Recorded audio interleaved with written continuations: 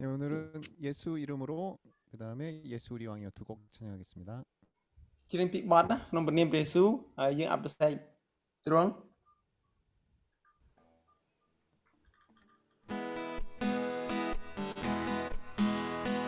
그농프라니엄프라 예수 그농프라니엄프라 예수 영능민저 좀냐 그농프라니엄프라 예수 그농프라니엄프라 예수 사땅부다츠냐반 배영초초 그농니엄프라 예수 그면냥나모이도 땅영반 그농엄난 넘프라니엄프라 예수 영능민저 좀냐 그농프라니엄프라 예수 그농프라니엄프라 예수 영능민저 좀냐 그농프라니엄프라 예수 그농프라니엄프라 예수 사땅부다츠냐방 배영초초 그농니엄프라 예수 면냥나모이도 땅영방 그농엄난 넘프라니엄프라 예수 영능민저 좀냐 그농프라니엄프라 예수 그농프라니엄프라 예수 그농프라니엄프라 예수 영능민저 좀냐 그농프라니엄프라 예수 그농프라니엄프라 예수 사땅부다츠냐방 벨령조쪽 그농니엄프라 예수 면냥나몰도 땅영방 그농엄난 넘프라니엄프라 예수 영능민저 좀냐 벨령조쪽 그농니엄프라 예수 면냥나몰도 땅영방 그농엄난 넘프라니엄프라 예수 영능민저 좀냐 prakrit Rampisai tron Yang prokatum chista Som kong nai Trong nang con nai Yang lok trong lang dai ka sa sa Bèo phải vòng con sông tăng trong làng Bèo phải vòng con sông tăng lưu làng Bèo phải vòng con sông tăng lưu làng Sông trong những mọc dài lưu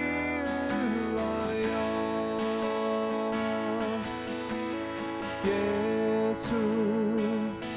우리 왕이여 이곳에 오소서 보좌로 주여 임하사 찬양을 받아 주소서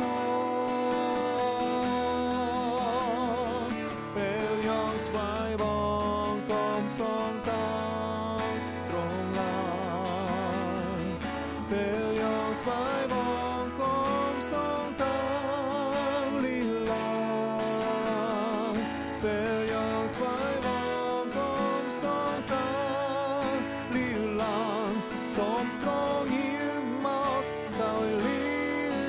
lời bèo nhau thoái vòng sông tăng trong làng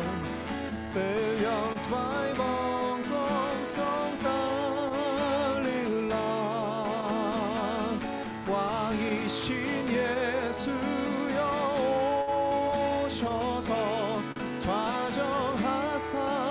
다스리소서 좌정하사 다스리소서 som trong hiên mọc sao lìa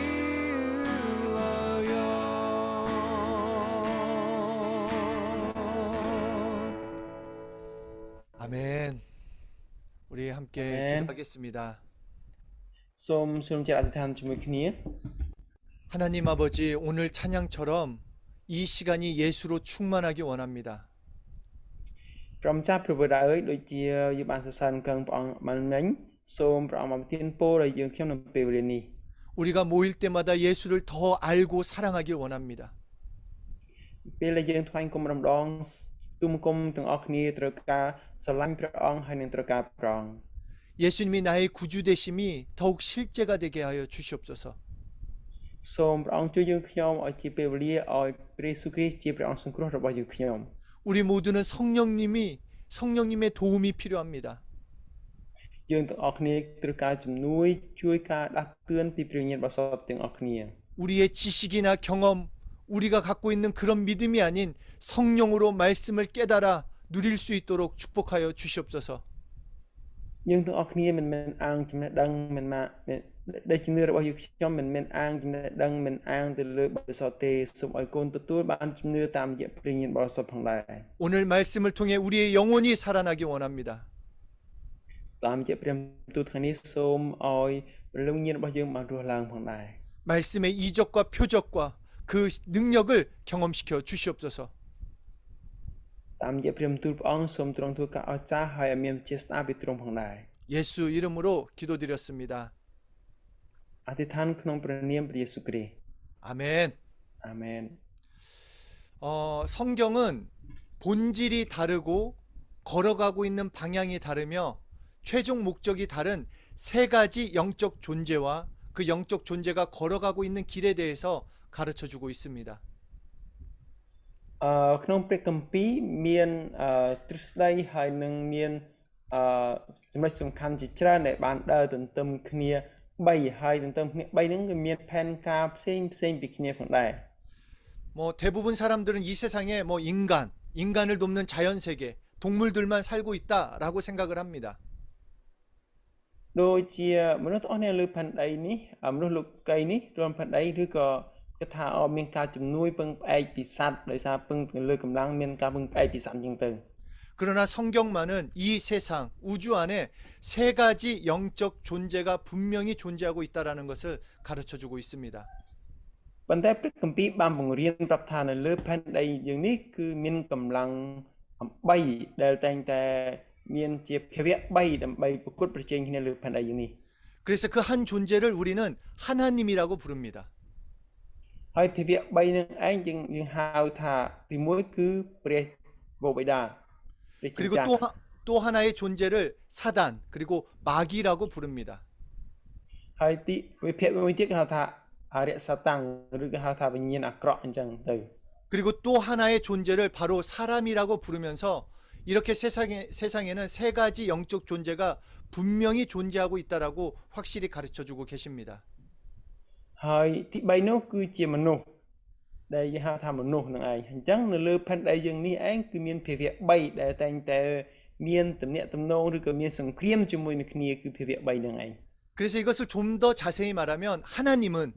영원 전부터 시작과 끝을 알 수 없는 영원히 존재하시는 분이시며 또한 스스로 존재하시는 분이시기 때문에 하나님을 처음과 나중이라고 말씀하고 있습니다. អញ្ចឹងគឺមួយទៀតភាវៈរបស់ព្រះជាម្ចាស់ទ្រង់មានដើមកណ្ដាលតាំងពីដើមដំបូងមករហូតដល់ទីបញ្ចប់អញ្ចឹងនេះគឺជាភាវៈរបស់ព្រះជាម្ចាស់ដែលមានទីបញ្ចប់ទេរបស់ព្រះ 그리고 이 세상에 존재하는 또 다른 영적 존재는 바로 사단입니다. ហើយភាវៈមួយទៀតដែលមានចលនាមួយទៀតនោះគឺអរិយសតាំង 뭐 사단은 베드로후서 2장 4절, 뭐 에스겔서, 뭐 이사야 14장 12절 등등에서 이 말씀을 미루어 짐작할 때 천사가 타락했다라는 것을 알 수 있습니다. អញ្ចឹងនៅក្នុងព្រះគម្ពីរមួយទៀតមានអេសេគៀលពេត្រុសខ្សែទី1ឬក៏ព្រះគម្ពីរផ្សេងទៀតដែលនិយាយអំពីវិវរណៈដែលនិយាយអំពីការធ្លាក់ចុះរបស់ទេវតាអាក្រក់ដែលយើងហៅថាអរិយសតាំងនឹងឯង 그러니까 이 사단은 창조한 자가 있는 피조물이며 심판이 있는 존재입니다. អញ្ចឹងអរិយសតាំងនឹងគឺវាធ្លាក់មកទទួលស្ដីកំហុសមកហើយវាคล้ายជាវិញ្ញាណដែលទទួលការជំនុំជម្រះ 그리고 또 하나의 영적 존재가 바로 사람입니다. ហើយមួយទៀតដែលជាវិញ្ញាណដែលត្រូវជំនុំជម្រះមួយទៀតនោះគឺមនុស្សយើងនឹងឯង 사람도 창조한 자가 있는, 즉 시작이 있는 존재이며 창조자의 목적을 위해서 만들어진 존재라고 성경은 말씀하고 있습니다. ចឹងព្រះគម្ពីរបាននិយាយប្រាប់ថាការអរិយសតាបង្កើតមកគឺវាតាមធ្វើខ្លួនខុសមកដើម្បីទទួលបានជំនុំជម្រះនៅលើផែនដីយើងនេះ 그리고 성경은 이렇게 새 영적 존재가 각각 본질이 다르면서 어떤 목적을 향해 걸어가며 어떤 활동을 하고 있는지 확실하게 말씀해주고 있습니다. អញ្ចឹងព្រះគម្ពីរបានមានបន្ទូលប្រាប់ថាគឺភាវៈនឹងឯងមាន3នឹងឯងដែលកំពុងតែមានចលនាទំនងសកម្មភាពជាមួយគ្នាហើយគឺតាមមានទិសដៅផ្សេងគ្នាតាមរយៈទិសដៅផ្សេងគ្នានេះគឺនឹងទទួលបានជំនុំជម្រះតាមទិសដៅរបស់ពួកគេនឹងឯង 그래서 성경은 첫 번째로 하나님이 걸어가시는 길이 분명히 있다라고 말씀하고 있습니다. ហើយព្រះគម្ពីរមួយទៀតបានជម្រាបថាព្រះជាម្ចាស់គឺមានផ្លូវរបស់ព្រះជាម្ចាស់ដែលកំពុងចលនាទៅ 하나님은 스스로 영원전부터 계셨습니다. អញ្ចឹងព្រះជាម្ចាស់នៃយើងទ្រង់មានតាំងពីដើមកំណើតរហូតអស់កលជានិច្ច 그러나 우리는 하나님이 이 우주 속에 나타나시는 그 순간부터 알 수 있을 뿐입니다. អញ្ចឹងចំពោះយើងជាមនុស្សដែលយើងអាចដឹងព្រះបានគឺដឹងនៅពេលដែលពាក់កណ្ដាលដែលព្រះអង្គបានបង្កើតឡើងមកនៅចំណុចពាក់កណ្ដាលណាមួយដែលព្រះអង្គបានបង្កើតជាងមកគឺដឹងព្រះតាំងពីពេលនោះមក 하나님이 가시는 그 길은 이미 정해져 있어서 세상의 어떤 것에 의해서도 바꿀 수 있는 길이 아니라는 것입니다. អញ្ចឹងព្រះអង្គបានបង្កើតជាងមកនៅចំចំណុចមួយដែលព្រះអង្គបង្កើតមកបានហើយព្រះអង្គស្គាល់ផ្លូវនៃមនុស្សដែលព្រះអង្គបានរៀបចំស្រេចទុករួចទៅហើយអញ្ចឹងយើងមិនអាចផ្លាស់ប្ដូរទិសដៅរបស់មនុស្សយើងបាននោះទេ 하나님의 길은 생명의 길로 정해져 있습니다. អញ្ចឹងព្រះជាម្ចាស់បានរៀបចំផ្លូវជីវិតច្បាស់លាស់រួចស្រេចទៅហើយ 그래서 하나님의 길을 생명의 길, 곧 진리라고 말을 합니다. ហើយផ្លូវរបស់ព្រះជាម្ចាស់នោះផ្លូវនៃជីវិតហើយផ្លូវនៃសេចក្តីពិតបានរៀបចំស្រេចរួចទៅហើយដែរ 그리고 두 번째 사단의 길을 말씀해 주십니다. ហើយទី2និយាយអំពីផ្លូវអរិយសតាំង 앞에서도 나눴지만 사단은 천사의 타락이라는 성경의 암시가 있습니다.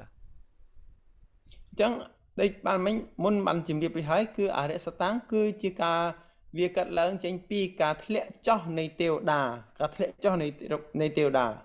사단은 시작이 있고 또한 정해진 길을 가게 되어 있습니다. អញ្ចឹងអរិយសតាំងគឺចាប់មានកាត់ឡើងពីការចាប់ដើមហើយដំណើរជីវិតវាទៅនឹងមានការជំនុំជម្រះនៅចុងបញ្ចប់ 그 가는 길은 죽는 길이며 저주의 길, 바로 영원히 유황불에 고통받는 지옥으로 가는 길입니다. ហើយផ្លូវហ្នឹងគឺបានរៀបចំរួចស្រេចហើយដើម្បីទទួលជំនុំជម្រះហើយផ្លូវវាហ្នឹងគឺជាផ្លូវនៃសេចក្តីស្លាប់ផ្លូវនៃដីមរណៈហិនវិនាសហើយនឹងទទួលការជំនុំជម្រះ 그러니까 성경이 말씀하시기는 원하는 것은 우리에게 어떤 문화, 우리에게 어떤 교훈, 어떤 지식을 주려는 것이 아니라 하나님만이 아시는 것을 가르쳐 주신다라는 것입니다. អញ្ចឹងតាមរយៈចំណេះដឹងទូទៅដែលយើងទទួលបានមិនមែនតាមពឹងផ្អែកទៅលើប្រាជ្ញាចំណេះដឹងដែលយើងមាននោះទេគឺយើងស្គាល់ព្រះទៅព្រះផ្ដល់ប្រាជ្ញាយើងយល់ពីការនេះបាន 가르쳐 주시는 것이 무엇이냐? 세 가지 길 중에 하나님의 길은 영원히 정해진 길로서 그것은 사는 길이요, 생명의 길이요, 진리의 길을 가고 계시는 길이라고 알려주시는 것입니다. អញ្ចឹងព្រះគម្ពីរបានជម្រាបប្រាប់ពីហើយគឺផ្លូវនៃសេចក្តីពិតផ្លូវនៃជីវិតគឺព្រះអង្គបានរៀបព្រះគម្ពីរបានប្រាប់យើងគឺនៅនឹងព្រះរួចស្រេចទៅដែរ 또 하나 사단의 길은 그가 시작한 때가 있지만 정해진 길을 가고 있는데 그것은 죽음의 길이요 저주의 길을 가고 있다라고 알려주시는 것입니다. ចឹងព្រះគម្ពីរក៏បង្ហាញទៀតថាផ្លូវរបស់អរិយសតាំងគឺជាផ្លូវនៃសេចក្តីហិនវិនាសមរណៈហើយនឹងជាផ្លូវដែលនឹងទទួលបណ្ដាសា 그리고 마지막으로 세 번째 길이 있는데 이것이 바로 인간의 길입니다. ហើយទី3គឺផ្លូវរបស់មនុស្សយើង 그런데 이 인간의 길은 인간이 걸어가는 길만은 정해진 길이 아니라 가변적으로 변할 수 있는 길이라는 것입니다. ចឹងផ្លូវរបស់មនុស្សយើងគឺផ្លូវដែលមនុស្សយើងប៉ាកជំហានដើរអញ្ចឹងវាតែងតែផ្លាស់ប្ដូរប្រែប្រួលរហូតផងដែរ 그러니까 인간의 길만은 하나님의 길과 사단의 길처럼 정해진 것이 아니기 때문에 인간이 어느 쪽을 선택하느냐에 따라서 선택한 쪽의 길을 걸어가게 되어 있다라고 말씀하고 있습니다. អញ្ចឹងផ្លូវរបស់មនុស្សមិនមែនដូចជាផ្លូវរបស់ព្រះមិនមែនដូចជាផ្លូវរបស់អរិយសតាំងទេផ្លូវរបស់ព្រះគឺបានកំណត់រួចស្រេចហើយដែរផ្លូវរបស់អរិយសតាំងក៏បានកំណត់រួចស្រេចដែរប៉ុន្តែផ្លូវរបស់មនុស្សគឺកំណត់មិនបានទេប៉ុន្តែបានសម្រេចទៅតាមការគេជ្រើសរើសតាមការគេសម្រេចចិត្តអញ្ចឹងហើយផ្លូវគឺប្រែប្រួលទៅតាមការសម្រេចចិត្តរបស់ពួកគេ 로마서 6장 16절에 너희 자신을 종으로 내주어 누구에게든 순종하든지 그 순종함을 받는 자의 종이 되는 줄을 너희가 알지 못하느냐 혹은 죄의 종으로 사망에 이르고 혹은 순종의 종으로 의에 이르느니라. ចឹងមើលក្នុងព្រះគម្ពីររួមចំពោះ6ខ16តើអ្នករាល់គ្នាដឹងទេឬអីថាអ្នករាល់គ្នាប្រគល់ខ្លួនទៅធ្វើជាបាវបំរើនិងស្ដាប់តាមចៅវាយណានោះអ្នកជាបាវបំរើរបស់ចៅវាយនោះឯងដែលអ្នកស្ដាប់តាមទោះជារបស់ផងអំពើបាបឲ្យបានសេចក្តីស្លាប់ឬជារបស់ផងសេចក្តីស្ដាប់បង្គាប់ឲ្យបានសុចរិតក្តី 그러니까 그러므로 인간은 이 두 길 중에서 한 길을 선택해야만 하는 것입니다. ចឹងមនុស្សយើងគឺពីផ្លូវពីរនេះយើងជ្រើសរើសតែមួយតែប៉ុណ្ណោះ 인간은 독자적인 길은 절대로 존재할 수 없습니다. អញ្ចឹងមនុស្សលោកយើងមិនបើយើងមិនជ្រើសរើសផ្លូវទេមិនអាចសម្រេចបាននោះទេ 인간은 하나님의 길을 선택하지 않으면 자동적으로 사단의 길을 선택하는 것으로 말씀하고 있습니다. ផ្លូវមានពីរសម្រាប់មនុស្សយើងគឺបើសិនតែយើងមិនជ្រើសរើសផ្លូវរបស់ព្រះទេគឺយើងនឹងដើរក្នុងផ្លូវរបស់អរិយសតាំងស្វ័យប្រវត្តិ 아, 불신자들은 나는 하나님을 선택하지도 않았고 사단의 길도 선택하지 않았어. 나는 나의 길을 갈 거야. 이렇게 말을 하고 싶을 것입니다. អញ្ចឹងមនុស្សលោកតែងតែថាខ្ញុំក៏មិនជ្រើសរើសផ្លូវរបស់ព្រះខ្ញុំក៏មិនជ្រើសរើសផ្លូវអរិយសតាំងទេខ្ញុំជ្រើសរើសផ្លូវដែលខ្ញុំត្រូវដើរគឺផ្លូវរបស់ខ្លួនខ្ញុំគឺអ្នកខ្លះគឺអាចសម្រេចចិត្តអញ្ចឹង 그러나 하나님은 성경을 통해서 그런 일은 있을 수 없다라고 가르쳐 주십니다. ប៉ុន្តែព្រះគម្ពីរបានបង្រៀនយើងរួចថាមិនអាចមានផ្លូវសម្រាប់មនុស្សដែលមនុស្សជ្រើសរើសខ្លួនឯងនោះទេ 하나님의 길을 선택하지 않은 자마다 사단의 길을 선택한 것인데 사단의 길을 선택하면 그는 사단과 더불어서 그 정해진 길, 죽음의 길, 저주의 길을 걸을 수밖에 없다라는 것입니다. ប្រាប់ថាបើមិនជ្រើសរើសផ្លូវរបស់ព្រះនឹងអ្នកមនុស្សនឹងដើរផ្លូវរបស់អរិយសតាំងដោយស្វ័យប្រវត្តិហើយនៅពេលដើរផ្លូវរបស់អរិយសតាំងគឺជាផ្លូវនៃទទួលបណ្ដាសាហេតុវិនាសហើយនឹងមរណៈបណ្ដាសា 우리가 어느 길을 걷느냐에 따라 우리의 종착지가 정해집니다. តាមការលទ្ធផលរបស់យើងគឺទទួលបានតាមរយៈការជ្រើសរើសផ្លូវដែលយើងត្រូវដើរ 그러므로 하나님의 길을 선택하면 생명을 종착지로 해서 영원한 생명, 행복, 기쁨을 누리며 결국 천국에서 하나님과 영원히 함께 살게 되는 것입니다. តែបើយើងជ្រើសរើសផ្លូវរបស់ព្រះព្រះអង្គនឹងរៀបចំទឹកឲ្យហើយផ្លូវនោះជាផ្លូវទៅនគរឋានសួគ៌គឺព្រះអង្គមកទានពរឲ្យផងដែរ 하지만 사단의 길을 걸으면 죽음을 향해서 저주를 향해서 아니 이 땅에서도 죽음과 저주를 맛보며 결국 지옥에서 죽지도 못하며 고통 가운데 영원히 살게 되는 것입니다. បើសិនតែជ្រើសរើសមិនជ្រើសរើសរបស់ផ្លូវព្រះនឹងទៅផ្លូវរបស់អរិយសតាំងផ្លូវរបស់អរិយសតាំងគឺជាសេចក្តីស្លាប់បណ្ដាសាហេតុវិនាសហើយធ្លាក់ក្នុងបឹងភ្លើងដែលមិនចេះរលត់ទោះបីចង់ស្លាប់ក៏ដោយគោមិនស្លាប់មិនបានគឺក្តៅរហូតអកាលជានិច្ចផងដែរ 그런데 첫사람 아담이 하나님의 말씀을 거부해 버렸습니다. ប៉ុន្តែអាដាមដំបូងអាដាមទី1មនុស្សអាដាមទី1គឺត្រូវបានមិនស្ដាប់បង្គាប់ 그러니까 뱀 그 사단의 유혹에 넘어가 버린 것입니다. ហើយត្រូវបានចាញ់សេចក្តីល្បួងរបស់សត្វពស់ដែលជាអរិយសតាំង 그리고 그 결과로 첫사람 아담 이후 모든 인간은 죄인으로 살게 되었습니다. ចឹងលទ្ធផលមកគឺធ្វើឲ្យមនុស្សទាំងអស់គ្នាតាមរយៈអាដាមនឹងគឺមានជាប់បាបតមកទៅ 사단의 길을 걸을 수밖에 없게 되었습니다. មិនអាចគេចផុតពីផ្លូវរបស់អរិយសតាំងបាននោះទេ 그런데 그런 인간을 사랑의 하나님은 그냥 놔두시지 않았습니다. ប៉ុន្តែព្រះអង្គម្ចាស់ដែលទ្រង់បានស្រឡាញ់ ព្រះអង្គដែលស្រឡាញ់មនុស្សព្រះអង្គមិនអាចនៅស្ងៀមបាននោះទេ 하나님의 길을 선택할 기회를 우리에게 주신 것입니다. គឺព្រះអង្គបានជ្រើសរើសផ្លូវព្រះអង្គបានបង្ហាញឲ្យផ្លូវព្រះដើម្បីយើងជ្រើសរើស 그렇다고 그냥 야 너 너에게 살 길 열어줄게 이렇게 하신 것이 아닙니다. គឺប្រាប់ថាផ្លូវដែលអ្នករស់នៅយើងនឹងបើកឲ្យឯងរស់នៅព្រះអង្គមិនមានអញ្ចឹងនោះទេ 죄인인 우리 지옥 갈 수밖에 없는 우리를 하나님의 길로 갈 수 있도록 하나님의 길을 열어주시기 위해서 하나님이신 예수님을 이 땅에 보내셨습니다. ចឹងព្រះអង្គគឺបង្ហាញផ្លូវដើម្បីឲ្យផ្លូវមួយនឹងឯងនាំយើងទៅនគរឋានសួគ៌គឺផ្លូវតាមរយៈព្រះយេស៊ូវគ្រីស្ទនឹងឯង 그리고 육신의 몸을 입고 오신 예수님은 십자가에서 피 흘려 죽으셨습니다.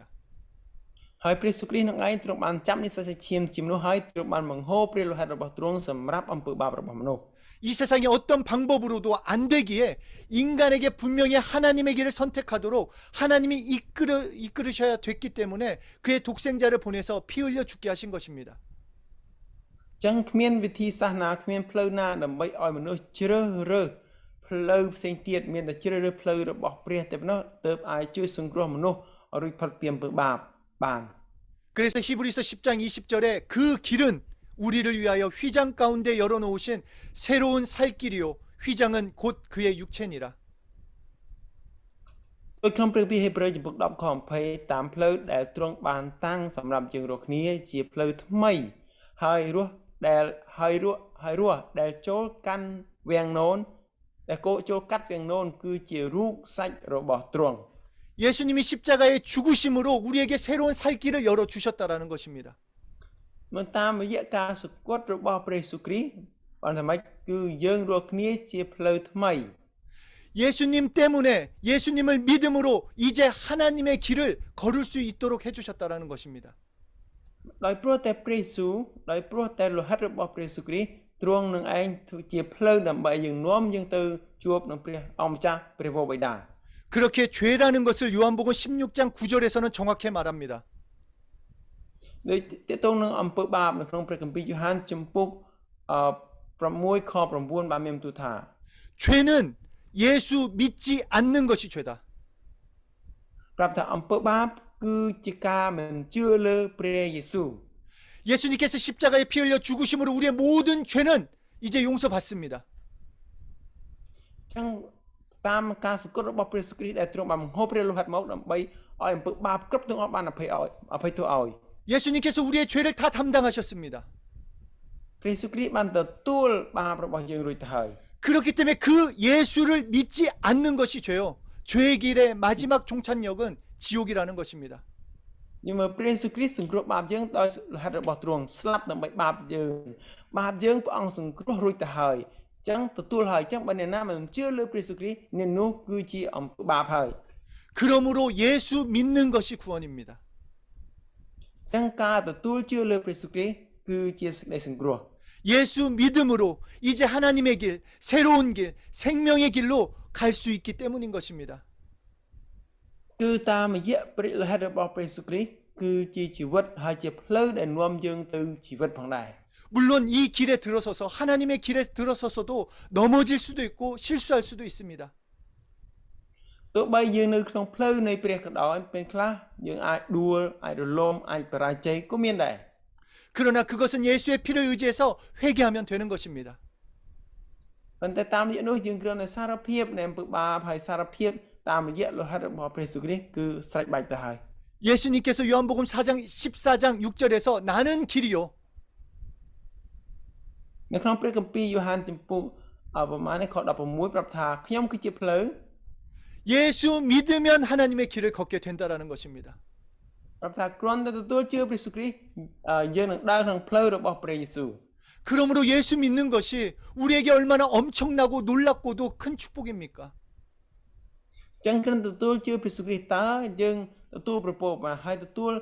ជោគជ័យប៉ុណ្ណាហើយទទួលការអស្ចារ្យប៉ុណ្ណាទៅ 그렇기 때문에 하나님의 길을 갈 수 있도록 나 대신 죽으신 예수님 그분이 나의 구주가 되시는 것입니다. អញ្ចឹងទទួលជឿព្រះយេស៊ូវគ្រីស្ទដែលទ្រង់បានសគត់លើឈើឆ្កាងដើម្បីយើងឯងបានយើងហៅថាព្រះយេស៊ូវជាព្រះអង្គសង្គ្រោះរបស់ខ្ញុំនឹងឯង 나는 값없이 어떤 희생도 없이 예수 믿음으로 하나님의 길을 갈 수 있는 것, 그래서 이것을 은혜라고 하는 것입니다. អញ្ចឹងគឺចំពោះយើងអត់មានគុណតម្លៃអត់មានសមត្ថភាពដែលអាចប្រៀបផ្ទឹមពីគុណតម្លៃដែលព្រះអង្គបានសងថៃបាបយើងបាននោះទេអញ្ចឹងហើយបានជាយើងហៅថានេះឯងគឺជាព្រះគុណ 엄청 멋있는 그림 보여드리겠습니다. ខ្ញុំបង្ហាញរូបភាពដ៏អស្ចារ្យមួយបង្ហាញជូនដល់លោកគ្រូអ្នកគ្រូ 우리가 지금까지 설명한 것을 잠깐 이 그림으로 다시 한번 설명해 보겠습니다. ឥឡូវតាំងពីដើមមហូតទៅខ្ញុំបញ្យល់មកហើយគឺតាមរយៈរូបភាពនេះអញ្ចឹងសូមក្រឡេកមើលរូបភាពនេះជាមួយគ្នាទាំងអស់គ្នា 영원전부터 영원히 계시는 하나님의 길이 있습니다. អញ្ចឹងពីបន្ទាត់ទី1ដែលតាមដែលគាត់គូឲ្យនេះពីចុងខាងឆ្វេងរហូតដល់ចុងខាងស្ដាំជិះហ្នឹងគឺ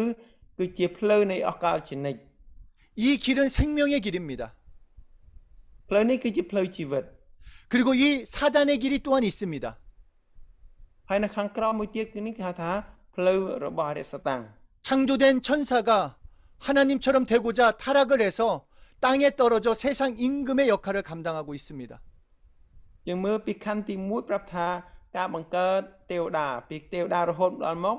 ការដួលរលំនៃទេវតាហើយចាប់ដើមដួលរលំទេវតាមានន័យថាលែងជាទេវតាហើយចាប់ដើមខ្លាយជាអរិយសតាំងហើយអរិយសតាំងមកការមកដល់ទីនេះមានន័យថាធ្លាក់ចុះនៃមនុស្សតទៅមកទៀតណានៃការភពលោកមក 그런데 이 첫사람 아담이 이 세상 임금인 이 사단에 속아서 그 죄인의 길을 걷게 되었습니다. ត្រង់នេះចំណុចអាខណ្ឌអាក្រមងារបំផុតខណ្ឌទី1ខណ្ឌទី2ខណ្ឌទី3នេះគឺមានន័យថាប្រាក់ឈ្នួលនៃពិភពលោកនោះដែលយើងមានសេពីក្រមនោះគឺទីនេះគឺចាប់ដើមមានមនុស្សហើយគឺតាមរយៈអាដាមនេះចាញ់បោករបស់អរិយសតាំងហើយក៏ចាប់ដើមដើរនៅក្នុងផ្លូវរបស់អរិយសតាំងនៅទៅ 그런데 우리를 살리시기 위해 예수님이 이 땅에 오신 것입니다. បន្ទាប់មកហើយទៀតព្រះអង្គគឺមានវិធីរបៀបដើម្បីជួយសង្គ្រោះមនុស្សហើយព្រះអង្គបានបញ្ជូនព្រះយេស៊ូវគ្រីស្ទយកយើងមកផែនដីនេះ 그래서 오셔서 십자가에서 죽으심으로 우리의 죄를 담당하시고 사단의 그 사망 권세를 박살내신 것입니다. អញ្ចឹងដល់ពេលព្រះយេស៊ូវគ្រីស្ទយើងមកហើយទ្រង់បានសគត់នៅលើឈើឆ្កាងហើយដោយថាសាតាំងត្រូវវិនិច្ឆ័យមិនសាតាំងត្រូវជំនុំជម្រះនៅពេលដែលព្រះយេស៊ូវគ្រីស្ទយើងមកគឺសាតាំងត្រូវបានជំនុំជម្រះ 바로 십자가에서 죽으신 예수, 바로 예수님, 예수 내 구주, 그 예수님을 믿는 자는 이제 하나님의 길을 걷는 것이요, 그 예수를 거부하고 예수를 믿지 않는 자는 이제 사단의 길을 가 영원히 정말로 죽지 못하는 그런 유황불에 있는 그 지옥에 떨어져 갈 수밖에 없는 것입니다. យើងមានផ្លូវពីរលោកគ្រូនេះគ្រូបងប្អូនមើលឲ្យបានទាន់យើងចង់កណ្ដាលមានសញ្ញាព្រួយធំពីលើហ្នឹងគឺការព្រះយេស៊ូវយាងមកបញ្ជាក់យាងមកហើយតាត្រង់យាងមកនេះគឺការជំនុំជម្រះរបស់អរិយសតាំងបានស្រេចបែករួចហើយទីនេះគឺត្រូវបានបែងចែកស្រេចអញ្ចឹងបែងចែកជាផ្លូវជាពីរបើអ្នកណាទទួលជឿព្រះយេស៊ូវគ្រីស្ទគឺទទួលបានផ្លូវជីវិតដែលព្រួញបានទៅលើផ្លូវជីវិតគឺផ្លូវព្រះវេដាហើយអ្នកណាដែលមិនទទួលជឿព្រះយេស៊ូវអ្នកនោះនឹងធ្លាក់ទៅក្នុងផ្លូវរបស់អរិយសតាំងគឺចុះទៅក្រោមគឺដើរទន្ទឹមគ្នាទៅនរកជាមួយអរិយសតាំងហ្នឹងឯង 그러니까 이제 믿는 사람은 예수 믿는 사람은 생명의 길, 하나님의 길을 가는 자입니다. យ៉ាងអ្នកណាដែលទទួលជឿព្រះយេស៊ូវគ្រីស្ទគឺឡើងទៅលើវិញគឺទទួលបានផ្លូវរបស់ព្រះជាម្ចាស់គឺហៅថាផ្លូវជីវិតគឺទៅអស់កលជានិច្ច 그러나 불신자라고 하는 것은 단순히 예수 믿지 않는 사람이 아니라 예수 믿지 않음으로 이제 사단의 길, 저주의 길을 가고 있는 사람인 것입니다. តែអ្នកដែលមិនជឿលើព្រះយេស៊ូវគ្រីស្ទអ្នកដែលមិនទុកចិត្តលើព្រះយេស៊ូវគ្រីស្ទអ្នកនោះនឹងធ្លាក់ទៅផ្លូវរបស់អរិយសតាំងហើយដើរក្នុងផ្លូវនឹងឯងគឺនាំទៅនរកនាំទៅសេចក្តីហិនវិនាសហើយនាំទៅពរណៈហើយនឹងបណ្ដាសា 외모의 모습은 비슷하고 오히려 불신자들이 좋은 옷을 입고 명예가 있어 보일지 모르지만 그 불신자들은 하루하루 죽음의 길, 저주의 길을 향해서 걸어가고 있는 자입니다.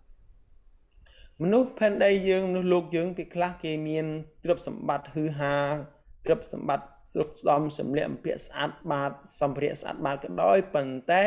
ដែលគេមិនទទួលជឿព្រះគេកំពុងតែដើរទៅក្នុងផ្លូវហិនវិនាសឬក៏ផ្លូវនៃសេចក្តីស្លាប់ឬក៏ផ្លូវនៃមរណៈឬក៏ផ្លូវបណ្ដាសាហើយ 그러나 믿음으로 하나님의 길을 선택한 자는 비록 환경이 좀 초라해도 가진 것이 적다 할지라도 생명과 기쁨의 그 길을 향해서 걸어가고 있는 것입니다. ប៉ុន្តែអ្នកដែលទទួលជឿព្រះគេក៏ ទទួលបានអំណាចផ្លូវបានទទួលអំណាចពីគុណរបស់ព្រះហើយបានដើរទៅលើផ្លូវនៃជីវិតហើយបានទៅអស់កលជានិច្ចផងដែរ 실제로 이 두 길 사이는 엄청난 차이가 있는 것입니다. អញ្ចឹងផ្លូវពីរនេះផ្លូវព្រួញលើជាផ្លូវព្រះខាងក្រោមគឺផ្លូវរបស់សាតាំងគឺចន្លោះផ្លូវនេះគឺចន្លោះខុសគ្នាដាច់ស្រឡះ 그러므로 우리에게는 선택만 남아 있습니다. អញ្ចឹងមានតែពីរទេអញ្ចឹងយើងទេជាអ្នកជ្រើសរើស 길이요 진리요 생명 되시는 예수님을 선택하여 하나님의 길 영원한 생명의 길을 갈 것인가? តើយើងជ្រើសរើសផ្លូវនៃជីវិតផ្លូវនៃស្អីពិតដែរឬទេ 아니면 여전히 물질과 명예와 문화와 지식에 매여서 세상 길을 선택하여 저주와 죽음의 길을 갈 것인가? ឬក៏យើងសម្រេចចិត្តទៅផ្លូវនៃទ្រព្យសម្បត្តិផ្លូវនៃសម្ភារៈនិយមឬផ្លូវនៃអរិយសតាំងឬក៏ទៅផ្លូវហេតុនេះឬទៅផ្លូវនៃមនាសា 선택은 우리 각자에게 주어진 것입니다. អញ្ចឹងការជ្រើសរើសគឺយើងផ្ទាល់ខ្លួនឯងជាអ្នកជ្រើសរើស 예수 그리스도의 죽으심을 통해 구원을 받고 죄에서 자유를 얻고 하나님의 길을 선택할 수 있는 축복을 우리는 받았습니다. អញ្ចឹងយើងបានទទួលផ្លូវនៃជីវិតហើយជាផ្លូវដែលព្រះអង្គប្រទានពរដែលព្រះអង្គជ្រើសរើសសម្រាប់យើងរួចស្រេចទៅហើយ 그리고 예수 그리스도의 부활을 통해 영원한 삶을 얻어서 그 기쁨을 맛보고 사는 생활이 바로 크리스천의 생활인 것입니다. អញ្ចឹងយើងបានស្គាល់រសជាតិហើយគឺរសជាតិអីគេរសជាតិនៃផ្លូវជីវិតនៃផ្លូវនៃព្រះយេស៊ូវគ្រីស្ទគឺយើងបានទទួលស្គាល់រសជាតិនោះហើយ 성경 말씀은 꾸며낸 어떤 말씀이 아닙니다. អញ្ចឹងព្រះបន្ទូលព្រះអង្គមិនមែនជាពាក្យផ្សេងលំកើតឡើងពីគំនិតពីទស្សនៈរបស់មនុស្សនោះទេ 인간의 머리에서 나온 인간의 이론도 아닙니다. ហើយក៏ព្រះបន្ទូលរបស់ព្រះមិនមែនកើតចេញពីគំនិតរបស់មនុស្សសេចេញពីគំនិតមនុស្សនោះទេ 성령께서 증거하시는 하나님의 복음이며 생명의 복음인 것입니다. គឺជាព្រះបន្ទូលដែលកើតចេញពីសេចេញអំពីព្រះបន្ទូលព្រះគឺហៅថាដំណឹងល្អ 그러므로 우리가 이 말씀을 믿음으로 받아들이기만 하면 하나님의 길을 선택하기만 하면 하나님의 모든 것 그 생명의 길을 누릴 수 있게 되는 것입니다. អញ្ចឹងគ្រាន់តែជ្រើសរើសហើយយើងគ្រាន់តែដឹកនាំជ្រើសផ្លូវរបស់ព្រះហើយវឹកហ្វឺនខ្លួនយើងទៅតាមព្រះបន្ទូលព្រះអង្គតែប៉ុណ្ណោះ 오직 예수님을 믿음으로 신나게 하나님의 길을 걷는 한 분 한 분이 되시길 예수 이름으로 축복합니다.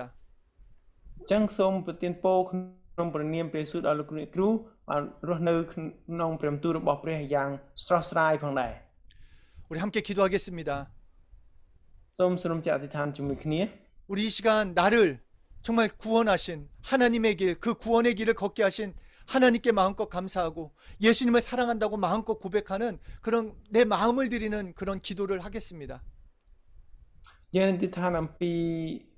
ព្រះអង្គម្ចាស់ទាំងអស់គ្នាដែលព្រះអង្គយើងទាំងអរគុណព្រះអង្គពីក្នុងចិត្តរបស់យើងគ្រប់ការទាំងអស់ 형식적으로 말고 마음을 다해서 나의 정말 다 열고 하나님께 감사하는 기도 하시겠습니다. គឺកុំធ្វើលំយើងបើកចំហក្នុងចិត្តរបស់យើងគឺទៅឋានអរគុណព្រះអង្គគ្រប់ការទាំងអស់នៅអ្វីដែលព្រះអង្គប្រទានពរដែលយើងនឹកឃើញតាមចំហចិត្តក្នុងការអរគុណព្រះអង្គ 기도하겠습니다. ឋានជាមួយគ្នា 살아계신 하나님 ព្រះ 아버지 ដែលគឺសុសាន 감사합니다. កាងព្រះនាមព្រះអង្គ 나 អរគុណ 같은 ព្រះអង្គ 자가 ព្រះអង្គដ៏មាន 이 ព្រះ 귀한 ជន្ម 복음을 នៅ 말하고 이 귀한 복음을 ព្រះ 전할 수 អរ 있게 គុណ 해주셔서 ទ្រង់ដែលព្រះអង្គប្រ 감사합니다. ទានពរ 하나님 បានព្រះ 아버지 គុណរបស់ 예수님의 យើងខ្ញុំ 죽으심으로 예수님의 피 흘려 죽으시고 អរគុណទ្រង់ 부활하심으로 ហើយទ្រង់បាន 하나님의 ជួយ 길 ព្រះយេស៊ូវគ្រីស្ទ 생명의 길을 មក 걷게 해주셔서 감사합니다. 좌절하지 하여 않겠습니다. 그런 염려하지 말씀을 않겠습니다. 들으니 두려워하지 그렇게 않겠습니다. 자, 하나님 아버지 나 하나님의 길을 걷게 하신 어떤 하나님을 마음 찬양합니다. 생각, 하나님 내 아버지 그러니 정말 하나님께 어떤 더욱 주의 감사하고 어떤 기뻐하며 꿈, 하나님께 아이콘 영광 돌리는 만pai 삶을 jatuh 살아가기 Yesus 원합니다. Kristus, 성령이시여 hai 역사하여 bantu 주시고 kirap 예수님을 더 Kristus 사랑하기 Mecah. 원합니다. Akan 이 turun 은혜에 dekat, 배웅망덕하지 않게 원합니다. 정말 아버지 교만하지 않게 원합니다. 간사하지 않게 원합니다. 형식적인 신앙생활을 할 수 없습니다. 이 믿음의 길을 걷게 해주셨는데 여전히 세상을 쫓아간다고 한다면 이것이 무슨 말입니까? 하나님 아버지 하나님의 길을 믿음으로 걸어갈 수 있게 도와주시고 기쁨으로 걸어갈 수 있게 도와주시고 감사로 걸어갈 수 있도록 성령이시여 역사해 주시옵소서. 하나님의 길을 걸을 수 있기 때문에 항상 기뻐하고 쉬지 말고 기도하고 범사에 감사하는 자 자가 될 수 있도록 성령이시여 우리 모두를 축복하여 주시고 인도하여 주시옵소서. 우리의 마음을 다해 하나님께 더욱 감사하고 하나님께 영광 돌리기 원하오니 성령이시여 역사하여 주시고 이 시간이 성령으로 충만할 수 있도록 함께하여 주시옵소서. 예수 이름으로 기도합니다. 하나님 아버지 감사합니다. 우리를 인도하시고 이끄시고 역사하시는 하나님 아버지를 찬양합니다. 홀로 영광 받아 주시옵소서. 예수 이름으로 기도드렸습니다. 아멘. 아멘. 우리 디스커션 하겠습니다.យើងនៅភាសាជាមួយគ្នា. 첫 번째는 하나님의 길, 사단의 길, 인간의 길에 대해서 함께 나눠 주십시오.ទី1យើងនឹងភាសាជាមួយគ្នាអំពីផ្លូវរបស់ព្រះផ្លូវរបស់រាជសាតាំងហើយនិងផ្លូវរបស់មនុស្ស. 그리고 두 번째는 나를 구원해 주신 예수님을 위해서 나는 어떻게 살길 원하십니까?ទី2នឹងមានន័យថាព្រះដែលជួយសង្គ្រោះយើងនឹងព្រះដែលសង្គ្រោះយើងគឺព្រះយេស៊ូវគ្រីស្ទនឹងតើយើងរស់នៅដើម្បីទ្រង់យ៉ាងម៉េច. 나를 위한 예수 말고 예수님을 위한 나는 어떻게 살 것인지. មានន័យថាណៃវី무슨 다시 한번 주세요. 예수님 나를 위한 예수님 말고 예수님을 위한 나로 어떻게 살 것인지. មិនមែនព្រះយេស៊ូវគ្រីស្ទសម្រាប់ខ្ញុំទេខ្ញុំសម្រាប់ព្រះយេស៊ូវគ្រីស្ទមកយើងរស់នៅសម្រាប់ព្រះយេស៊ូវគ្រីស្ទនឹងយើងរស់នៅដោយរបៀបយ៉ាងម៉េច. 그리고 세 번째는 오늘 말씀에 은혜 받은 것을 나눠 주십시오. ទី3គឺតាមរយៈព្រះបន្ទូលថ្ងៃនេះជាងប៉ះពាល់ទីបន្ទាល់សូមចែកចាយអំពីការរៀនអំពីព្រះបន្ទូលថ្ងៃនេះ. 디스커션 하실 때 정말 적극적으로 참여하십시오. អញ្ចឹងនៅពេលយើងភាសាជាមួយគ្នាគឺបើកចំហដួងចិត្តចែករំលែកបានច្រើនផងដែរ. 말씀을 믿고 그것을 시인하는 것 그것이 나에게 실제가 되는 것입니다. នៅពេលដែលយើងជឿលើព្រះបន្ទូលមានន័យថាយើងញ៉ាំព្រះបន្ទូលហើយគឺច្បាស់ជាបានផលហើយប្រកាសព្រះបន្ទូលចេញមកនេះគឺជាទីបន្ទាល់របស់យើង. 분명히 마음으로 믿고 입으로 시인하여 구원에 이른다고 했습니다. គឺច្បាស់លាស់ណាស់ជឿពីចិត្តជឿដោយចិត្តរបស់យើងជឿចិត្តពីហើយនិយាយចេញមកពីមាត់ដោយភាសាពីមាត់ទើបបានសេចក្ដីសង្គ្រោះ. 입으로 시인한 것이 내 것입니다. នៅពេលដែលយើងនិយាយចេញពីមាត់មកនោះឯងគឺជារបស់យើង. 그러니까 깨달은 것들, 경험한 것들 마음껏 정말 함께 나누는 귀한 시간으로 만들어 주십시오. អញ្ចឹងពេលវេលាយើងត្រូវភាសាជាមួយគ្នាគឺកើតចេញពីចែកចាយពីទីបន្ទាល់អស់ពីចិត្តឲ្យបានច្រើនទូលំទូលាយនៅអ្វីដែលយើងជួបប្រទះនឹង. 디스커션 하겠습니다. ភាសាជាមួយគ្នា.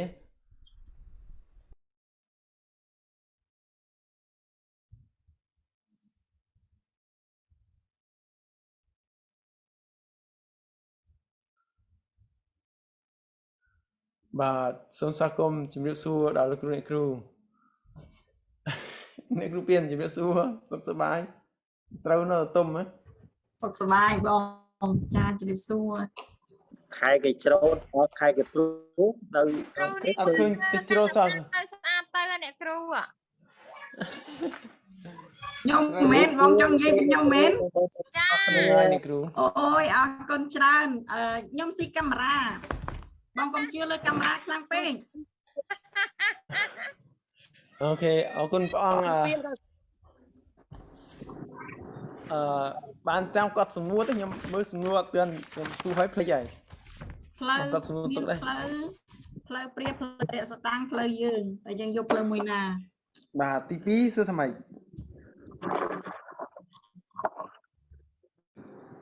ទី2សួរសម័យពីភ្លេចបាត់ហើយបងអើយចែកចាយពីអ្វីដែលប៉ះពាល់ដួងចិត្តរបស់យើងទីបន្ទាល់ហើយចែកចាយពីអ្វីដែលប៉ះពាល់ដែលយើងរៀនព្រះបន្ទូលហើយទី3ទីបន្ទាល់របស់យើងមានអីយើងចង់ចែករំលែកទីបន្ទាល់របស់យើងត្រូវទេទី1 나는 어떤 예수님 믿고 있습니다. 예수님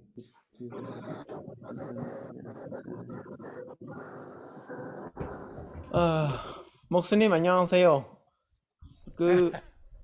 네. 그 질문가 네네. 다시 한번 몇 번째? 다 처음부터 목사님. 처음부터 첫 번째는 네. 하나님의 길, 사단의 길, 인간의 길에 대해서 세 가지를 얘기했잖아요. 네. 그것을 예, 예. 나눠 주십시오. 어떻게 두 번째. 두 번째는 나를 구원해 주신 예수님, 나를 구원해 주셨잖아요, 예수님이. 예, 예. 그 예수님을 위해서 이제 나는 어떻게 살길 원하는지. 예. Tí pi xong có đó, ni cruព្រះយេស៊ូវជាសង្គ្រោះយើងអញ្ចឹងដើម្បីព្រះយេស៊ូវគ្រីស្ទតើយើងគួររស់នៅយ៉ាងម៉េចណាព្រះយេស៊ូវជាអ្នកសង្គ្រោះយើងដើម្បីព្រះយេស៊ូវគ្រីស្ទយើងគួររស់នៅយ៉ាងម៉េចសូមកត់ណា세 번째 알겠습니다. 됐습니다. 네. 고맙습니다. 근데 목사님 주는 원고가 질문과 다릅니다. 아, 맞아요, 맞아요. 제가 그게 지난번 거여가지고 그랬습니다. 네, 네, 알겠습니다. 네. 네, 고맙습니다. Tên là cái tí muối, tí pi, tí bảy, tí bảy nâng, tí trong túi thay này dừng riêng ban ở vậy. Lúc này cứ chạy tí pi. ព្រះយេស៊ូវជាព្រះអង្គសង្គ្រោះរបស់យើងដើម្បីព្រះយេស៊ូវគ្រីស្ទយើងរស់នៅយ៉ាងម៉េចដោយសារព្រះយេស៊ូវគ្រីស្ទជាអ្នកសង្គ្រោះយើងហើយអញ្ចឹងដើម្បីព្រះយេស៊ូវគ្រីស្ទហ្នឹងយើងគួររស់នៅយ៉ាងម៉េចទី1ផ្លូវព្រះផ្លូវអរិយសតាំងផ្លូវមនុស្សជ្រើសរើសចូលមួយណាបាទសូមអញ្ជើញលោកគ្រូខ្ញុំសូមឆ្លើយមុនលោកគ្រូ មកសូមអញ្ជើញលោកគ្រូបង ចាខ្ញុំផ្លូវមានប្រហែលមាន3មាន2 3ចាផ្លូវផ្លូវអរិយផ្លូវព្រះខ្ញុំសូមជ្រើសរើសយកផ្លូវព្រះ អាមែន ចាព្រោះអីព្រះបានប៉ះពាល់ចិត្តខ្ញុំច្រើនពេលដែលខ្ញុំឡើងឯឋានលោកគ្រូស្ដាប់បានខ្ញុំឲ្យតែឡើងឯឋានខ្ញុំដឹងឲ្យចង់ស្រក់ទឹកភ្នែកហ្មង បាទអាមែនអាមែននោះព្រះញីមកសត្វប៉ះពាល់ដល់បង ចាអាមែនសូមព្រះអង្គ បាទមានទៀតនេះបងបាទសូមអញ្ជើញ ដែលលោកគ្រូសួរមកសនិមមិញគាត់សួរថាម៉េចលោកគ្រូគាត់ឆ្លើយថាម៉េច សួរស្នួរមិញហ៎ ចាព្រះយេស៊ូវជាព្រះសង្គ្រោះយើង តែយើងគួរនៅម៉េចយល់នៅម៉េចដើម្បីព្រះយេស៊ូវ ចារស់នៅរបៀបមានតែព្រះនៅក្នុងចិត្តរបស់យើងកុំយកព្រះផ្សេងយកមកកុំមកយកគិតជាមួយយកមកគិតជាមួយគិតតែព្រះគិតដល់ព្រះយេស៊ូវគឺជាគ្រូរបស់យើងចាអស់ហើយលោកគ្រូអរគុណ បាទ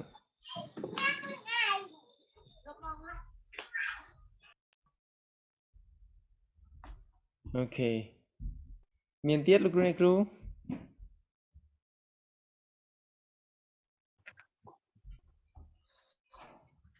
ខ្ញុំសូមបន្តិចដែរ បាទសូមអញ្ជើញ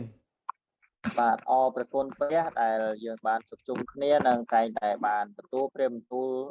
រៀងរាល់ថ្ងៃពុទ្ធជាមួយគ្នាហើយថ្ងៃនេះលោកគ្រូចែកចាយថាផ្លូវមាន3ផ្លូវមនុស្សផ្លូវអរិយផ្លូវព្រះ បាទ ទីនេះគឺយើងអាចមើលឃើញផ្លូវទាំងអស់នេះបានប៉ុន្តែពេលខ្លះយើងគឺជាមនុស្សដែលស្លាប់ហើយដូច្នេះយើងមិនអាចបង្កើតផ្លូវខ្លួនឯងមិនអាចមានសិទ្ធិជ្រើសរើសអ្វីណាមួយសោះប៉ុន្តែព្រះទ្រង់ជាព្រះដ៏ពេញដោយសេចក្តីស្រឡាញ់ព្រះអង្គបានបង្កើតផ្លូវសម្រាប់យើងដូច្នេះមានន័យថានេះគឺជាព្រះគុណនឹងមិនមែនជាមុខរួមជាមួយសមត្ថភាពការគិតការរួមសេចក្តីជំនឿប៉ុន្តែយើងអាចជឿព្រះទ្រង់បានគឺដោយព្រះគុណមានន័យថាព្រះទ្រង់ឲ្យយើងនៅព្រះគុណដែលឲ្យយើងជឿព្រះយេស៊ូវបានមានសេចក្តីជំនឿបាននេះមានន័យថាព្រះគុណអត់បូករួមកម្លាំងស្អីគេការគិតប្រាជ្ញារបស់យើងប៉ុន្តែព្រះជាម្ចាស់ឲ្យព្រះគុណដូច្នេះព្រះគុណនឹងគឺប៉ុណ្ណឹងហើយឲ្យយើងអាចទទួលសេចក្តីជំនឿសេចក្តីសង្គ្រោះបាន បាទ មិនអាចចូលរួមការសម្រេចរបស់យើងទេពីព្រោះមនុស្សយើងពេលខ្លះយើងមានគំនិតថាឡើងទៅនគរឋានសួគ៌ចង់ទៅផ្លូវណាក៏បានប៉ុន្តែខុសពីគំនិតរបស់យើងមនុស្សខ្លះគេគិតថាឡើងទៅភ្នំអាចមានផ្លូវ2ផ្លូវ3ឡើងតាមសមត្ថភាពតែ យើងទៅឯប្រវោបិតាគឺអត់ទេទោះបីជាយើងសម្រេចជ្រើសរើសផ្លូវណាមួយក៏ដោយប៉ុន្តែយើងត្រូវដឹងថានៅលើផែនដីនៅសកលលោកនេះចក្រវាលនេះគឺមានតែវិញ្ញាណពីរទេដែលធ្វើការអំណោះទោះបីជាយើងជឿទៅណាប៉ុន្តែផ្លូវអរិយតែបើយើងជឿព្រះនោះយើងទៅផ្លូវរបស់ព្រះទៅកាន់នគរឋានសួគ៌ទោះបីជាយើងខំជឿសាសនាខំធ្វើល្អប៉ុន្តែបើអត់មានព្រះយេស៊ូវគ្រីស្ទនោះយើងនឹងនៅផ្លូវអរិយដដែលទៅនរកហើយទី2យើងរស់នៅពីព្រោះយើងដឹងហើយថាយើងគឺជាមនុស្សដែលស្លាប់ហើយដូច្នេះព្រះជាម្ចាស់ឲ្យយើងរស់ឡើងវិញដោយព្រោះព្រះគុណឲ្យយើងមានសេចក្តីជំនឿមានសេចក្តីសង្ឃឹមពីព្រោះយើងគ្មានសង្ឃឹមសោះតាំងពីលោកីធ្លាក់ចូលក្នុងបាបយើងគ្មានសង្ឃឹមអ្វីសោះប៉ុន្តែព្រះអង្គប្រោសឲ្យយើងមានសេចក្តីជំនឿមានសេចក្តីសង្ឃឹមដូច្នេះ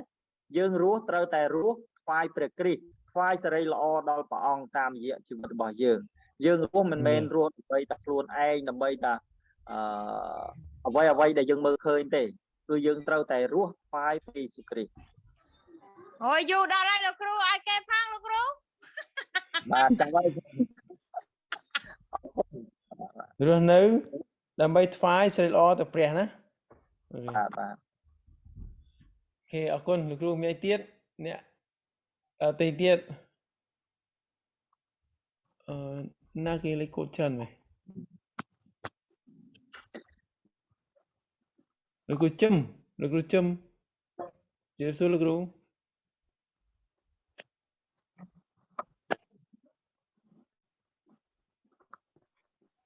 ចុះថ្ងៃនេះរៀនបានអីខ្លះមានលោកគ្រូណាចង់ចែកចាយទេព្រមទូថ្ងៃនេះរៀនបានអីខ្លះលោក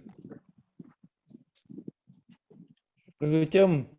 ឮតែសលេងគ្រូឮតែសលេងខ្យល់លោកគ្រូបាត់សលេងលោកគ្រូឈឹង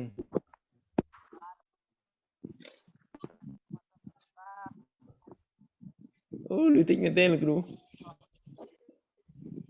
បាត់ speaker ទៅចុះលោកគ្រូបាត់ speaker ទៅឬចង់ចែកចាយមែនលោកគ្រូលោកគ្រូអែយបាទលោកគ្រូព្រោះរួចណាលោកគ្រូស្រែរួចណាព្រោះជំរឿនហើយតែនៅសេវាអើយយឺតម្លេះគ្រាន់តែលោកគ្រូនៅទីនោះមានព្រោះកើតនេះលេខទឹកត្រឹមចង្កេះអស់ហើយតែជង្គង់អស់ហើយអត់ទាន់មានលេខទឹកទេវាមានតែទឹកភ្លៀងហើយទឹកចំនួនវាមកតិចទេយើងអាចព្រោះបានអត់អីទេនេះយើងអាចព្រោះបានទេនៅម្ដុំណាបាទមកអញ្ជើញលោកគ្រូជិតដល់ម៉ោងហើយ15នាទីបាទសូមជម្រាបលោកគ្រូបាទសូមអញ្ជើញសំណួរទី1តើតាមជាមួយផ្លូវរបស់ព្រះផ្លូវអរិយសច្ចទាំងហើយផ្លូវរបស់យើងបាទសំណួរហ្នឹងបើសិនយើងសួរទៅកាន់អ្នកដែលជឿព្រះអង្គធ្លាប់មានមកប្រសងមួយព្រះអង្គហើយប្រកាសជា100% គឺឆ្លើយថាគឺតាមផ្លូវរបស់ព្រះអង្គហើយតែអ្វីសំខាន់ថ្ងៃហ្នឹងខ្ញុំចាប់អារម្មណ៍នៅពេលគ្រូគាត់អធិប្បាយហើយខ្ញុំតែចាប់អារម្មណ៍រឿងមួយនៅពេលហ្នឹងគឺតើតឹងជាមួយនឹងផ្លូវរបស់ព្រះអង្គអ្វីដែលសំខាន់នៅពេលយើងជ្រើសរើសរកផ្លូវរបស់ព្រះអង្គហើយថាតើខ្ញុំគួរធ្វើយ៉ាងម៉េចដើម្បីឲ្យស្គាល់លក្ខណៈថាមួយហ្នឹងគឺជាផ្លូវរបស់ព្រះអង្គមួយហ្នឹងជាផ្លូវរបស់អរិយសច្ចទាំងហើយមួយហ្នឹងជាផ្លូវរបស់យើងអញ្ចឹងត្រូវស្គាល់លក្ខណៈមួយហ្នឹងឲ្យបានច្បាស់មិនអញ្ចឹងទេយើងអាចនឹងភ័ន្តច្រឡំកាលណាបើយើងភ័ន្តច្រឡំយើងគិតថាផ្លូវអរិយសច្ចទាំងគឺជាផ្លូវរបស់ព្រះដូច្នេះហើយជាមូលហេតុមួយដែលខ្ញុំតែងតែអធិដ្ឋានការព្រះអង្គឲ្យព្រះអង្គបានតែងតែជួយដឹកនាំជានិច្ចហើយជាពិសេសនោះជាយើងមិនស្គាល់នៅព្រះបន្ទូលព្រះអង្គជានិច្ចបើសិនជាយើងគ្រាន់តែអធិដ្ឋានទេយើងគ្រាន់តែផ្សាយនឹងល្អទេតែយើងក៏ដែរអានគម្ពីរសោះហ្នឹងគឺជាមូលហេតុមួយដែលយើងធ្វើយើងធ្លាក់ចុះទៅតាមនឹងដូចគ្នាខ្ញុំចាំពីអ្នកភីខ្ញុំកាលពីប្រហែលជា5ឆ្នាំមុននេះហ្នឹងពួកគាត់ខ្ញុំមិនដូចគ្នាគឺរបបខ្លាំងរៀននៅសាកលវិទ្យាល័យអីចឹងម្នាក់ហើយថ្ងៃសាទិនទៅផ្សាយនឹងល្អអញ្ចឹងប៉ុន្តែម្នាក់ប្រឹងតែរៀនហើយប្រឹងផ្សាយនឹងល្អប៉ុន្តែម្នាក់អត់មានពេលដើម្បីអានព្រះគម្ពីរខ្លួនឯងអញ្ចឹងក្នុងព្រះវិហារគឺមានបញ្ហារហូតហ្មងហើយតែងតែជួគ្នាតែងតែអន់ចិត្តគ្នាវិញទៅមកអ្នកផ្សាយនឹងល្អគ្នាឯងយុវជនហ្នឹងអញ្ចឹងខ្ញុំគិតថាមូលហេតុដ៏ធំដែលសំខាន់ហ្នឹងកាលហ្នឹងលោកគ្រូគាត់រកឃើញ គឺនៅពេលគាត់បានសើបថាអូយុវជនភាគច្រើនដល់សើបបានអានកំពីឯងព្រោះទៅផ្សាយនឹងល្អអញ្ចឹងគាត់ឲ្យយុវជនឈប់ទៅផ្សាយនឹងល្អរយៈពេលមួយខែហើយអង្គុយអានកំពីជុំគ្នាវិញរងថ្ងៃសៅរ៍អញ្ចឹងខ្ញុំថាចំណុចមួយហ្នឹងគឺសំខាន់ខាងមែនតើដើម្បីមានន័យថាធ្វើយ៉ាងណាដើម្បីឲ្យស្គាល់នៅផ្លូវរបស់ព្រះអង្គបានច្បាស់គឺព្យាយាមស្គាល់ព្រះបន្ទូលព្រះអង្គបានច្រើនតាមរយៈព្រះបន្ទូលអានព្រះគម្ពីរស្ដាប់នៅព្រះបន្ទូលព្រះអង្គតាមរយៈការអធិប្បាយរបស់គ្រូណាមួយអញ្ចឹងនឹងគឺជាចំណុចសំខាន់មួយដែលខ្ញុំចង់លើកមកថ្ងៃហ្នឹងហើយចំណុចទី2តើជាមួយនឹងការប្រងមកសង្គ្រោះយើងហើយតែយើងគួរតែរស់នៅតាមដោយម្ដេចបាទចំណុចហ្នឹងគឺដូចគ្រូអញ្ចឹងគឺគ្រូមុនគឺធ្វើរស់នៅបាទគ្រូចន្ទទីគឺរស់នៅដើម្បីថ្វាយសេរីល្អទៅកាន់ព្រះអង្គព្រោះថាការដែលដំបងឡើងគឺព្រះអង្គបង្កើតយើងមកគឺដើម្បីថ្វាយឲ្យយើងបានបីថ្វាយសេរីល្អទៅកាន់ព្រះអង្គហ្នឹងហើយដល់មកពេលយើងមានពើបាបហើយទ្រង់នៅតែជួយសង្គ្រោះយើងទៀតអញ្ចឹងយើងមានន័យថាប្រគុណព្រះអង្គមានលើយើងគឺធំធេងខាងមែនតើអាចធ្វើឲ្យបានគឺមានតែរស់នៅដើម្បីថ្វាយសេរីល្អកាន់ព្រះអង្គគ្រប់កលៈទេសៈទាំងអស់បានមានប៉ុណ្ណឹងគ្រូអរគុណច្រើនបាទអរគុណអាមែនមានទៀតលោកគ្រូអ្នកគ្រូស្រស់អត់មានសេវាអ្នកគ្រូស្រស់នៅទីនេះមានស្រស់ពីរណាមួយស៊ីនស្រស់មួយមានស្រស់មានស្រស់មានយើងផ្លែមានយើងស្រស់នេះស៊ីនស្រស់ស្រស់ស្រស់ទាំងអស់វាចាំទីកូនឈ្មោះគេភ្លេចអត់ហើយអត់ឮសំឡេងទេស្រស់ដូចគ្នាលោកគ្រូស្រស់ដូចគ្នាឈ្មោះយូសេបអូខេបាទយូសេបអូខេព្រមទូលចុះព្រមទូលថ្ងៃនេះរៀនបានអីខ្លះព្រមទូលសំណួររៀបព្រមទូលថ្ងៃនេះគិតមើលព្រមទូលថ្ងៃនេះរៀនអំពីផ្លូវរបស់អរិយសតាំងផ្លូវរបស់ព្រះផ្លូវរបស់មនុស្សខ្ញុំដែលលើបាទខ្ញុំសូមចែកចាយខ្ញុំអ្វីខ្ញុំប៉ះពាល់គឺប៉ះពាល់ត្រង់ព្រះគម្ពីរហេព្រើរចំពោះ10ខ20ហ្នឹងផ្លូវដែលទ្រង់បានតាំងសម្រាប់យើងរាល់គ្នាគឺជាផ្លូវថ្មីដែលជាផ្លូវថ្មីហើយរស់ដែលចូលទៅកាន់វាំងនោនគឺជារូបសាច់របស់ទ្រង់នឹង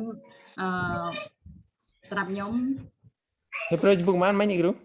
ហេព្រើរចំពោះ10ខ20បាទអូខេសូមជឿទៀតចា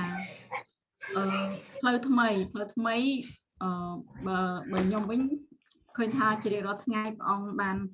ធ្វើការរហូតហើយខ្ញុំមើលឃើញពីផ្លូវថ្មីដែលព្រះអង្គរៀបឲ្យខ្ញុំរហូតពីមុនខ្ញុំខ្វល់ខ្វាយច្រើនខ្ញុំគិតច្រើនគិតអីចឹងណាហើយខ្ញុំភាគច្រើនខ្ញុំគិតអវិជ្ជមានហើយនិយាយភាគច្រើននិយាយភាសា negative ច្រើន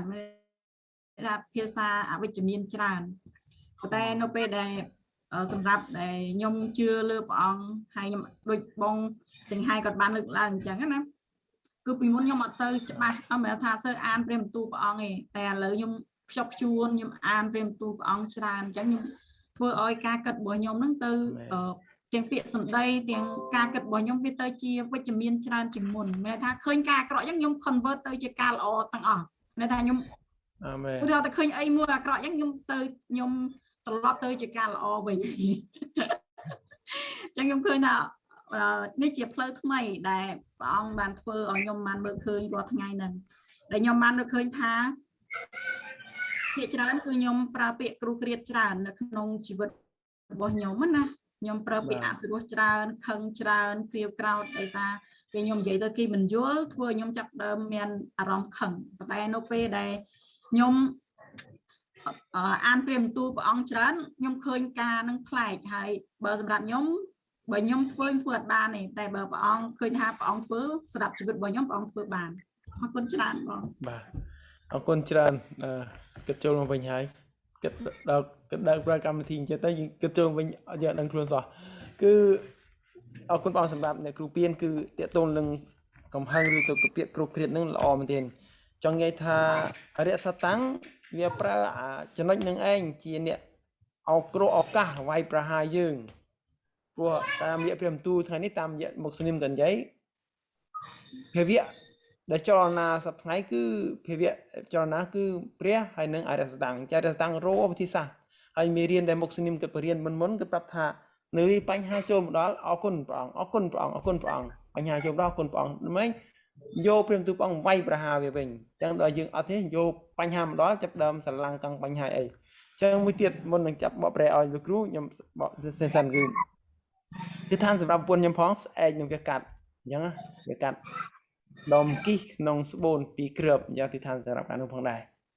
បាទយេខំសាមមេដាទ្រីសខំសាមទុំខ្ញុំក៏សម្ដាគឺ하나님 길, 사단 길, 인간 길은 그 다대답은 반드시 하나님 길을 가야 합니다. 예, 예, 예. 그리고 그 하나님 길은 왜 하나님 길은 우리 항상 하면 하나님이 우리 마음이 다 있대요. 다른 분의 제가 다 읽겠습니다. 그리고 또 하나님 위해서 하나님 구주 때문에 하나님 위해서 어떻게 삽니까? 반드시 하나님 위해서 우리를 모든 것은 다 영광을 드려야 드립니다. 또 다른 분은 반드시 하나님 길을 가야 합니다. 하지만 우리를 가야 하는 길은 착각할 수 있습니다. 반드시 하나님